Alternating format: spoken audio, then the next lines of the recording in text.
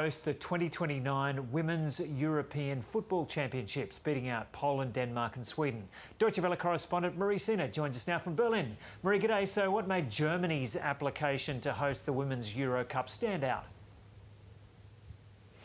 Germany's application to host the Women's Euro Cup had one core message: let's make women's football huge. Its plan is big stadiums, big visibility and big revenues. In the application brochure, the German Football Association stated that it's their goal to create a tournament that will promote women's football in every corner of Europe. 8 German cities were chosen to host matches. Among them is Munich, for example, with its Allianz Arena, which seats about 70,000 people. And on top of that, the German Football Association said that it is convinced that this tournament will attract more than 1 million fans. And last but not least, it promised that this will be the first Women's Euro Cup that will turn a profit. And many believe that this last pledge was a deciding factor in Germany winning the bid.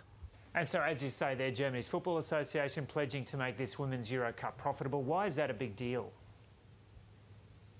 Well, it's a big deal because so far no Women's Euro Cup has been profitable. It's estimated that the Euro Cup that took place in Switzerland this year ended with 35 million euros in losses. As a comparison, the Men's Euro Cup last year raked in a profit of 1.3 billion euros for the host country. But it's not all doom and gloom. Women's football is on the rise. This year's Women's Euro Cup saw record attendance and viewership across Europe. It even broke records in US television. And the tournament also generated twice as much money for UEFA, for the governing body, compared to the Women's Euro Cup in 2022. So we are seeing a really positive trend.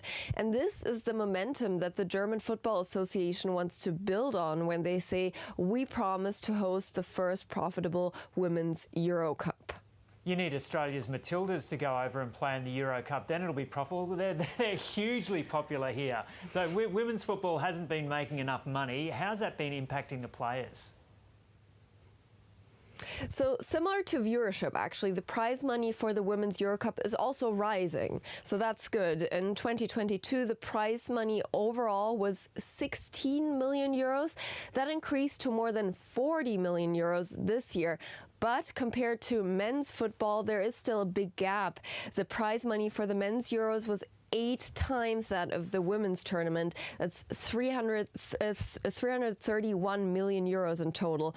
What is important to note is that ultimately the individual national football associations do have agency in establishing equal pay when it comes to these bonuses. So the national associations receive the prize money and then they distribute it to the individual players. And in the US and in Norway, for example, equal pay among players, no matter if they're female or male, already exists. So players all get paid the same bonuses. In Germany, that still looks very different. If the German female team would have won this year's Euros tournament, the German Football Association would have paid them 120,000 euros each. If the men would have won their latest Euros, they would have gotten paid 3 times that amount in bonuses. So still, we're still pretty far off from equal pay here. Okay, Marie Sina there in Berlin. Several